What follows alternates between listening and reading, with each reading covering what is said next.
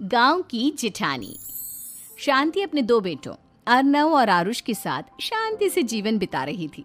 लेकिन शांति के पति सोहन से उसकी कभी कभार थोड़ी अनबन हो जाती थी। एक दिन शांति रोज की तरह सुबह का खाना बना रही थी, तभी दरवाजे की घंटी बजी।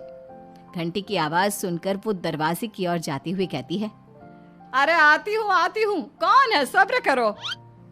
शांति दरवाजा खोलती है तो देखती है कि उसके जेठ मोहनदास सामने खड़े होते हैं। वो सक पकाकर अपना घूंघट करती है और पैर छूकर कहती है, आइए आइए जेठ जी।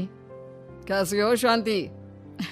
जी मैं तो बिल्कुल ठीक हूँ, सब आपकी मेहरबानी है भाई साहब। शांति और मोहनदास की बातें सुनकर शांति का पति सोहन और उसके दोनों बेटे बाहर आ जाते हैं। अरे भैया राम राम, कैसे हो आप? राम राम भाई।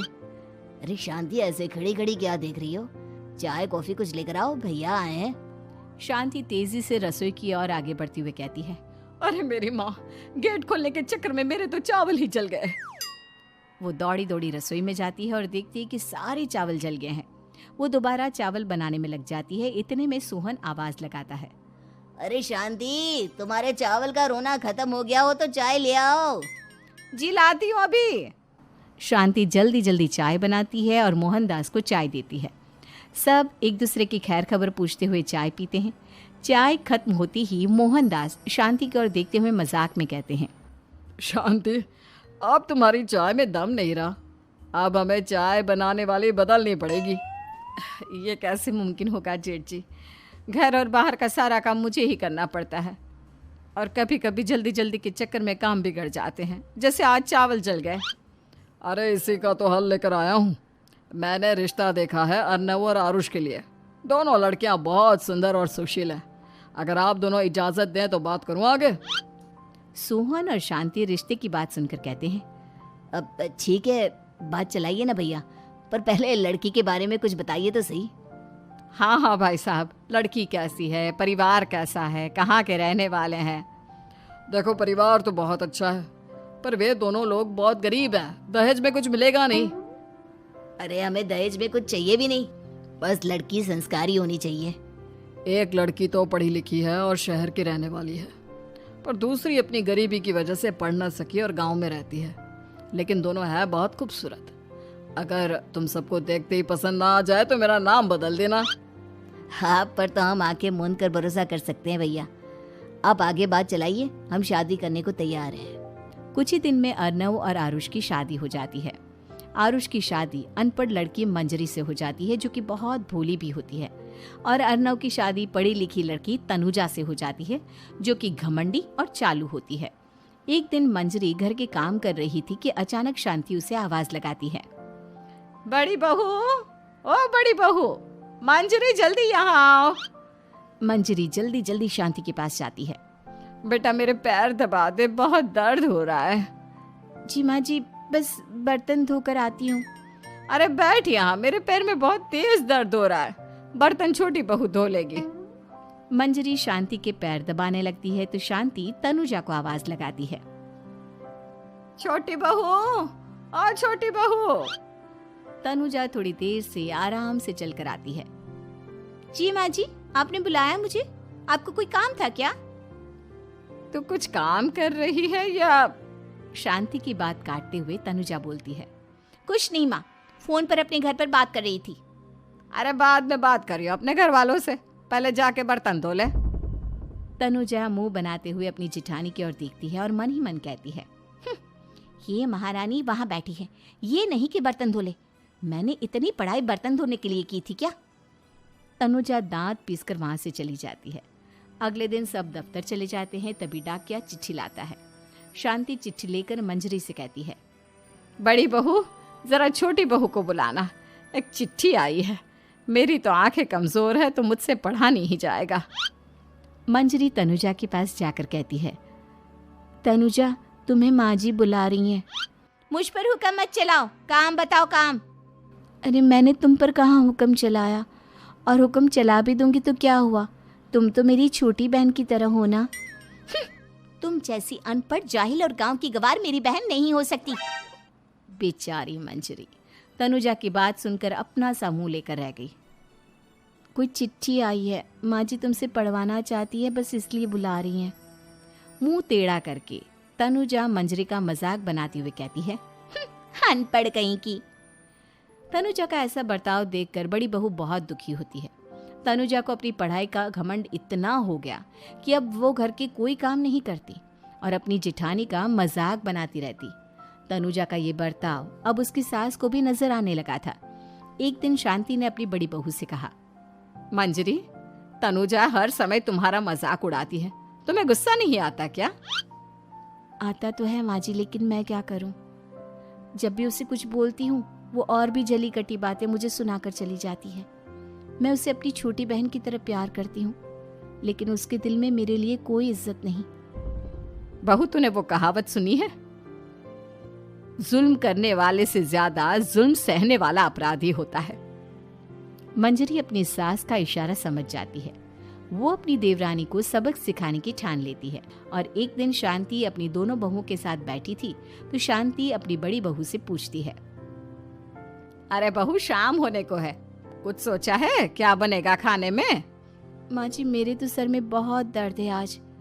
मेरी प्यारी देवरानी ही कुछ अंग्रेजी खाना बनाकर खिलाएगी। सुना है पढ़े लिखे लोग अंग्रेजी खाना बहुत अच्छा बनाते हैं, क्यों तनुजा? इतना कहकर मंजरी अपनी सास की ओर देखकर मुस्कुरा दी। तनुजा अपनी तारीफ सुनकर बहुत खुश हो गई। इतने में शांति कहती है, ये तो सच बात है छोटी बहू, ये तो मैंने भी सुना है। हम भी पक गए हैं बड़ी बहू के हाथ का खाना खा खा कर। तनुजा, तुम्हारी माँ भी तो तुम्हारे खाने की बहुत तारीफ करती हैं। आज हमें भी खिला दो कुछ अच्छा सा बनाकर। शांति की बात सुनकर छोटी बहू और आसमान पर चढ़ गई, पर उसे ये कहाँ पता था कि उसकी सास और जेठानी उसे सबक सिखाना चाहती हैं।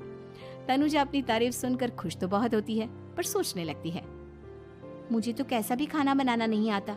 अब मैं क्या करूंगी? अगर मैंने इनको सच बता दिया तो मेरी सारी इज्जत मिट्टी में मिल जाएगी। अरे छोटी बहू, क्या सोच रही हो? खिलाओगी ना अपने हाथ का अंग्रेजी खाना? छोटी बहू हाँ में सर हिला देती है। अचानक से उसके दिमाग में एक आइडिया आता है। मैं इंटरनेट से देखकर कुछ बना लेती हूँ, मेरी वाहवाही पूरे घर में हो जाएगी। मुझे कौन सा रोज रोज बनाना है। माँ जी, आज आप सबको ऐसा खाना खिलाऊंगी कि। इतने में शांति छोटी बहू की टांग खींचते हुए कहती है कि पता नहीं कैसा खाना खिलाओगी। ए ऊपर वाले, हमारी रक्षा करना। इतना बोलकर शांति और मंजरी दोनों जोर जोर से हंसने लगते हैं। अब तनुजा रसोई घर में चली जाती है और खाने की तैयारी करने लगती है, पर उसे रसोई घर की चीज़ों के बारे में तो कुछ नहीं पता। जैसे तैसे सारी चीज़ें निकालती है और इंटरनेट पर देखकर खाना बनाती है। कुछ ही देर में सब लोग घर आ जाते हैं। अरे सुनते हो, आज का खाना हमारी छोटी बहू बना रही है। अरे वाह, आज तो फिर कुछ अंग्रेजी खाना खाने को मिलेगा। कुछ ही देर में खाना बन जाता है तो छोटी बहू सबका खाना लगा देती है। इतने में बड़ी बहू कहती है, क्या बात है देवरानी जी, आज तो बहुत अच्छी खुशबू आ रही है। ये बात तो सही कही बड़ी बहू तूने, खुशबू तो अच्छी है। ऐसी खुशबू तो मेरे खाने में भी नहीं आती। सब मिलकर छोटी बहू की बहुत तारीफ करते हैं और छोटी बहू 7वें आसमान पर बैठ जाती है। अब सभी खाना खाते हैं। जल्दी जल्दी दो, अब तो मुंह में पानी आ रहा है। हाँ, मुझसे भी नहीं रुका जा रहा। जैसे ही सोहन एक निवाला खाता है तो उसकी आंखों से पानी आने लगता है। ये देखकर शांति सोहन से पूछती है, क्या हुआ जी, खाना इतना अच्छा बना है कि आंखों से पानी आ गया? सोहन चुप रहता है और धीरे धीरे से खाना शुरू कर देता है। इतने में सोहन छोटी बहू से कहता है, बेटी तुम भी तो खाओ, तुम क्यों रुकी हो? खाना सच में बहुत अच्छा है। ये कहकर सोहन जोर से हंस देता है। फिर सब खाना खाने लगते हैं, लेकिन खाने में नमक और मिर्च तेज हो गई थी। तनुजा से कोई कुछ नहीं बोलता, बल्कि उसे भी खाने को कहते हैं। जैसे ही छोटी बहू खाना खाती है वो पानी पानी कहकर चिल्लाती है, पानी, इसमें तो पानी। ये खाना तो सच में इतना अच्छा बना है कि हमारे साथ साथ देवरानी जी भी इसके स्वाद को कभी नहीं भूल पाएंगी। सही कहा बहू।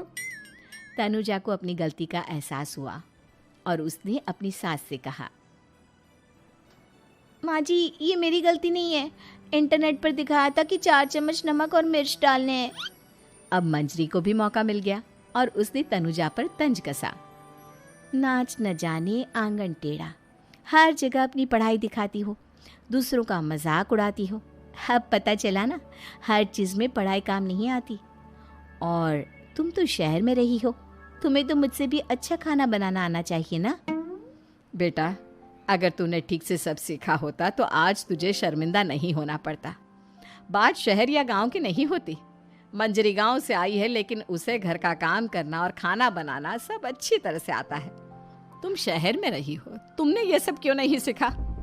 छोटी बहू सर नीचा कर सबसे माफ़ी मांगती है और बहुत शर्मिंदा होती है। दीदी मुझे माफ़ कर दो, मैंने आपको बहुत बुरा भला कहा, पर आपने मुझे हमेशा ही माफ़ किया। आज मुझे अपनी गलती का एहसास हो गया है। अब दोनों बहुएं मिलकर घर का काम करने लगी और एक दूसरे को अपने गुण बांटने लगी। मंजरी ने अपनी देवरानी को खाना बनाना और घर का काम करना सिखाया, वहीं तनुजा ने भी अपनी जिठानी को पढ़ना लिखना सिखाया। शांति और सोहन ऐसी बहुएं पाकर बहुत खुश थे।